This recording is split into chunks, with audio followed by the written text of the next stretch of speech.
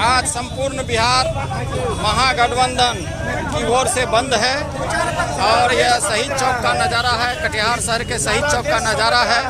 यहाँ देखिए पूरी तरह से बंदी सफल हो रहा है। चंदन जी हैं हमारे बीच। चंदन जी बताइए प्राणपुर का क्या स्थिति है आज बंदी में?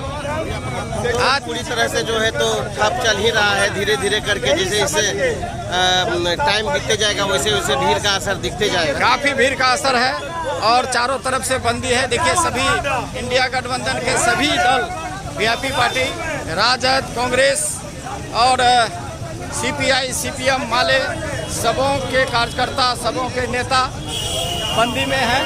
देखिए अवधेश जी मुखिया जी भी यहाँ हैं बंदी में और बबलू जी हमारे अख्तर आलम बबलू जी भी यहाँ है और ये बंदी पूर्ण रूपेण सफल हो गया है।